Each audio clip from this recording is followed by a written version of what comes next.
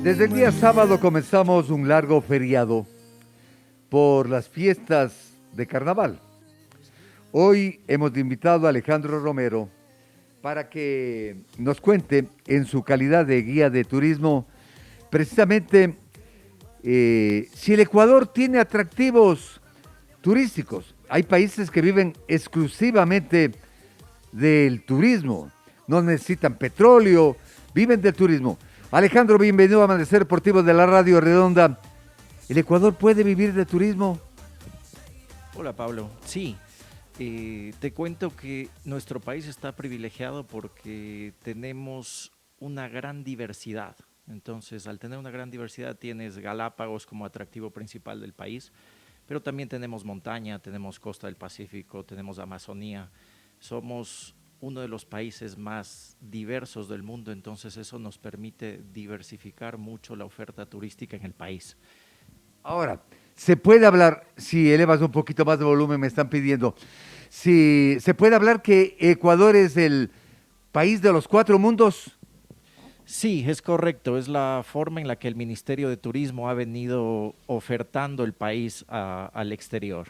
Entonces, como te decía, esa ventaja competitiva tiene el país versus otros destinos turísticos de la región y del mundo. Ahora bien, la otra vez, hace un par de años, yo hablaba con un amigo que vive de Guayaquil y yo le decía, Quito yo personalmente no le veo que tenga mayor cosa. El panecillo, el centro histórico, que es una maravilla, la mitad del mundo, el Purulagua. Y él decía, pero sí tenemos el sector de las Naciones Unidas, el Boulevard. Decía, perdóname, yo les digo a un turista, esto me pega. ¿El Boulevard puede ser un lugar turístico? A ver, creo que Quito tiene la capacidad de ofrecerte muchas cosas. Tú quieres naturaleza, te vas al Pichincha, tienes el Pululagua muy cerquita, cerca a Quito está el Cotopaxi, está el Antizana, hay mucha oferta natural alrededor de Quito. Si quieres cultura, el centro histórico de Quito es fabuloso, tienes me parece que Quito sí debería desarrollar un poco más el tema de oferta de bares, discotecas, y eso sí lo puede ofrecer el norte de la ciudad. Pero en general, un turista que llega a Quito por primera vez debería ir sobre todo al centro histórico de Quito para conocer un poco más de la historia y de la cultura de la ciudad y luego sí complementar eso con atractivos que estén en el norte de la ciudad, en Cumbayá, en los valles. Me parecería que así debería funcionar. A propósito de lo que dice Alejandro Romero, con quien estamos hablando, pregunto, ¿no somos una ciudad demasiado franciscana, demasiado curuchupa? Porque el turista lo que hace es conocer y divertirse, pero a las 9 de la noche ya les obligan a que se vayan a la cama.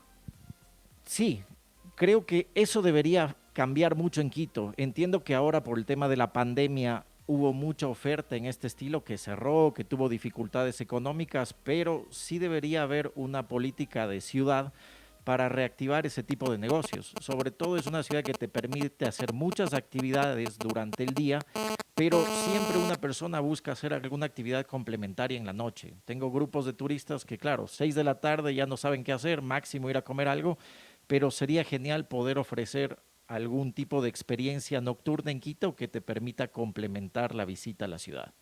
Nuestros vecinos del norte y del sur, hablemos de Colombia y de Perú, tienen buena publicidad. ¿Se necesita publicidad para tener el número de turistas que tiene Colombia y Perú? Sí, por supuesto. Creo que Perú nos lleva muchos años ya desarrollando la industria del turismo y es el país que mejor lo maneja a nivel Sudamérica. Colombia, por el factor de riesgo que tiene con los problemas internos en Colombia, se dificulta un poco más, pero Ecuador, cuando hizo promoción afuera, fue cuando mejor le fue. Cerca, me parece que la mejor publicidad que hizo Ecuador acerca del turismo fue en el Mundial del 2006 en Alemania. Luego del Mundial llegaron casi 2 millones de turistas al país. Entonces, si se apunta bien a una estrategia de marketing, puede ser durante este mundial llegaríamos a tener esos números. Y sé que el Ministerio de Turismo está apuntándole a eso. Estaban apuntando que a final de este gobierno tengas 2 millones de turistas en el país nuevamente. ¿De dónde vienen los turistas? ¿De qué países son los que mayor vienen? Porque vemos rubios y decimos todos gringos. Vemos con los ojos rasgados todos chinos. Y no es así. Claro que no, pero principalmente el mercado del Ecuador viene de Estados Unidos y Canadá, la gran mayoría. Tenemos de ahí por temporadas, sobre todo los europeos, llegan en buen número, pero sobre todo a finales de mayo, junio, julio, agosto, llegan mucho por verano, pero principalmente nuestro mercado extranjero lo cubren los americanos sobre todo, sobre todo por la facilidad de los vuelos que tenemos. Hay muchas conexiones aéreas con Estados Unidos, deberían ser más, pero eso nos facilita mucho el ingreso de turistas americanos. Ahora, hablemos del turismo interno. Si yo le digo a Alejandro Romero, en estas fiestas de carnaval, con la pandemia, que tenemos que estar con cuidado, con la mascarilla, con la protección. Claro que en la playa no voy a estar con mascarilla, pero en restaurantes y en lugares cerrados sí debo cuidarme. Yo pregunto, ¿dónde nos recomendaría Alejandro Romero irnos de estas vacaciones o las próximas? A ver, por el carnaval yo creo que el ecuatoriano debe conocer un poquito más las zonas no tan concurridas del país. No voy a hablar de la playa porque creo que la mayoría de gente hacemos eso cuando tenemos la oportunidad de visitarla. Pero dentro de las montañas, cercano a Quito, tú tienes la provincia de Imbabura, es una provincia fascinante, recién fue denominada como un geoparque mundial, entonces tienes muchos atractivos. Si vienes a Imbabura, puedes irte a Cotacachi, a Cuicocha, está cerquita, 15 minutos tienes un volcán. Es una laguna que está dentro de un volcán, es fabuloso ir allá. Si quieres, cerca a Quito también tienes el Cayambe, volcán Cayambe, a veces dejamos de lado el Cayambe y solo vamos al Cotopaxi. Generalmente en los feriados el Cotopaxi está a full, entonces si tienen la chance de ir al Cayambe podría ser una alternativa igual y no tan concurrida. De ahí, si quieres irte al sur de Quito, tienes ofertas interesantes, sobre todo saliendo de Quito por Sangolquí, puedes tomar la vía que va hacia el Cotopaxi por la ruta de los volcanes para ir a la cascada de Cóndor Machay, puedes ir al Rumiñahui, puedes irte al Paso Ochoa también como alternativas cercanas a Quito. Y luego, si es que tienes un poco más de tiempo, ir hacia la Amazonía, te recomendaría mucho ir a la zona cercana al Tena, que puede ser una buena forma de arrancar una experiencia en la Amazonía para gente que no ha ido mucho a la Amazonía. Entonces, familiarizarse un poco con las zonas que están alrededor del Tena, hay oferta de deportes de aventura, puedes hacer rafting, puedes hacer kayak y también puedes visitar algunas comunidades indígenas y ya ver un poco la experiencia de la Amazonía también. Yo no digo lo contrario, yo digo que nuestro Ecuador es hermoso, tiene de todo. Felizmente yo conozco casi todo el Ecuador. Bueno, en años distintos, ¿cómo estará ahora varias provincias? Pero la seguridad, viene el turista y habla con Alejandro Romero y le dice, vea, me roban en el centro histórico, tengo miedo de que me asalten. Dicen eso los turistas, esa es la percepción del turista cuando llega al Ecuador. Lamentablemente sí, sobre todo ahora en el tema de la pandemia ha aumentado mucho ese tipo de robos, entonces sí hay que tener mucho cuidado. Generalmente yo recomiendo a la gente que salga con lo necesario, digamos, un poco de dinero al bolsillo, una tarjeta de crédito o débito, celular, cámara, siempre en un lugar visible en la parte delantera, si tienes una maleta, una mochila, igual llevar en la parte delantera, sobre todo en los feriados. Sería bueno cuando vas a un sitio concurrido tomar esas medidas de precaución para evitar una mala experiencia en el lugar al que visites. Ahora, siempre hay que tener más cuidado en las ciudades grandes. Quito, Guayaquil, Cuenca, en momentos de carnaval, en congestiones van a ser complicados. Saliendo un poco de las ciudades grandes, no digo que no existan estos casos, pero se ve menos. Ahora, ¿le ha pasado algo, Alejandro, con alguno de sus turistas? ¿Le han asaltado? Nunca un asalto a mano armada con violencia, no, pero sí he tenido casos en los que a mis pasajeros, sobre todo cuando están solos en sus tiempos libres, han tenido problemas en que les han sustraído algo de los bolsillos o de las maletas. Ahora, la Foz era una zona simpática. Ahora parece que es una zona, como se llama, de peligro, roja. ¿Qué se puede hacer? Allí había restaurantes para todos los gustos, edades y para cualquier circunstancia. Claro, sé que hay un problema muy grande en la Foch actualmente porque mucha gente que tenía sus negocios ahí ha estado con situaciones económicas graves. Para mí la solución sería diversificar un poco más la oferta de bares y restaurantes en Quito. Me parece que la Mariscal actualmente ya no es tan competitiva con relación a lugares como en La Floresta, Cumbayá, en los valles. Entonces, la ciudad para mí debería ser un poco más activa, más dinámica en relación a la oferta turística, tal vez ofertar nuevos, claro, ofertar sobre todo la zona de la Mariscal. Antes tenía palacios de la gente que tenía dinero en la ciudad de Quito, que cuando dejó el centro histórico se fue a vivir a la Mariscal. Todavía existen ese tipo de infraestructura en la Mariscal. Tal vez ofertar un city tour no solamente en el centro histórico, sino llevar también a los pasajeros a zonas nuevas como la Mariscal, la Floresta, donde hay este tipo de infraestructura, y poco a poco ir involucrando a la gente que está en estos barrios alrededor del centro histórico dentro de un city tour tradicional. Me parece que las bicicletas podrían funcionar muy bien ahí. Hablando de City Tour, hay un transporte, el de dos pisos y también de una especie de un ferrocarril pequeñito o un vagón, no sé cómo se puede llamar. Sí llevan a buenos lugares, sí puede ser que se enamoren los turistas de nuestra ciudad. Me parece que para la primera visita a Quito funcionan muy bien. ¿Por qué?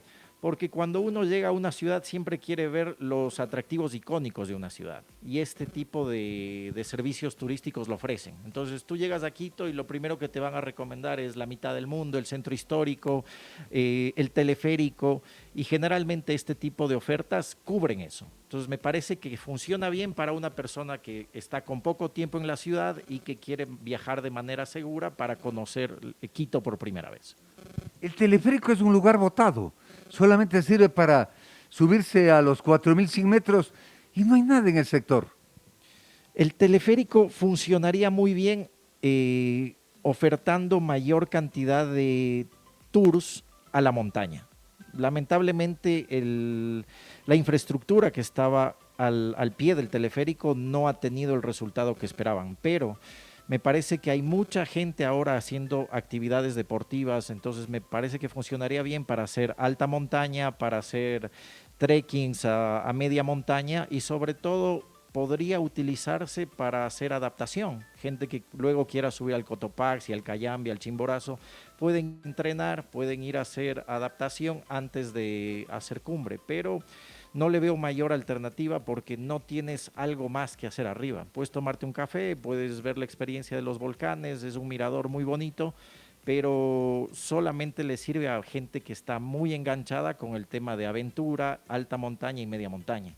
Los deportes extremos, los deportes de aventura, son para los jóvenes mochileros que a la postre nos dejan mayor plata aquí al país. No es tan así.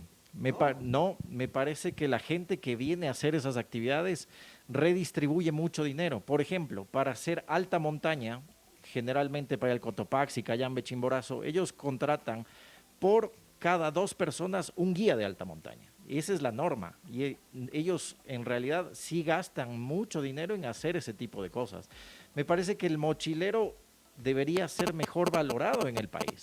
Ellos son gente que redistribuye lo que consumen en lugares pequeños. A veces la gente que ya viene en tours siempre se van a hoteles de cadenas un poco más grandes, pero el mochilero, la gente que viaja con un presupuesto más limitado, va a zonas donde tienes, claro, la posibilidad de que sean negocios familiares los que se vean beneficiados. A propósito de dinero, para ir terminando con Alejandro Romero, ¿cuántos turistas nos escuchan en este momento? ¿Con cuánto se puede pasar y cuántos días? Ojo, para tratarse bien, no para irme a una pensión de un dormitorio con 10 personas, no. ¿Con cuánto dinero? ¿Para pasar cuántos días, por ejemplo? Digamos, un turismo está bien 6 días. Sí, si lo vas a hacer dentro de la ciudad, me parece que yo siempre trato de poner un presupuesto de unos $100 por persona que incluya alimentación, alojamiento, transporte para hacer cierto tipo de actividades, y por ahí te queda algún dinero igual para hacer alguna comprita, para algún antojo, algún recuerdito. Me parece que es una cifra que se puede manejar bien para una actividad de un día durante 6. Entonces más o menos serían $500, $600 lo que necesites. Finalmente, ¿solo el Ecuador es el país de peligro? Bueno, tampoco va a ser el consuelo de tontos, ¿no? No, en Estados Unidos también te asaltan, en el Ecuador también. Pero te digo, ¿solo el Ecuador es un país de peligro? Para nada, eso pasa en todo país del mundo, en toda ciudad del mundo. Yo como experiencia personal, una vez estaba en Nueva York, habíamos rentado un carro, dejé por accidente un iPod, un aparato para reproducir música pequeño dentro del auto, salimos a caminar. Luego de 2 horas que regresé estaba rota la ventana del carro porque nos habían robado. Entonces eso pasa en todas las ciudades del mundo, en todos los países, solo que a veces nosotros somos un poquito pesimistas con la situación del país, pero si tú conversas con un turista que ha viajado mucho, ellos saben exactamente que eso sucede en muchos lugares y sobre todo en zonas turísticas puede pasar. Entonces no es un problema. A ver, para un guía turístico, y con esto termino con Alejandro Romero, ¿cómo definiría al Ecuador? Para cautivarle a una persona que de pronto le llama a la agencia de viajes que tiene y donde labora Alejandro y dice, yo quiero hablar con un turista, y tú vendes del país, ¿qué dirías? País mega diverso, país de gente amable, es un país donde viajar suele ser seguro. Todavía somos un destino no conocido, entonces siempre va a estar la alternativa de cautivarte con lo desconocido y sobre todo seguro, no muy caro y gente amable. Sobre todo la gente tiene que valorarse un poco más en el país. Sí somos amables los ecuatorianos, porque parece que más bien todo lo contrario. A mí en mi ámbito, en el turismo, nunca he tenido problemas con la gente. Siempre tienes una persona que está dispuesta a aprender del turista, a aprender de su cultura, de su lenguaje, de sus vivencias, y de la misma forma el turista viene muy receptivo a esas cosas. Entonces, para mí el ecuatoriano con un extranjero y con una persona que no es de su entorno suele ser amable. Alejandro Romero, muy amable, muchas gracias. Gracias, Pablo. Un buen día. Ya saben ustedes lo que nos presenta nuestro país en la voz de un guía de turismo.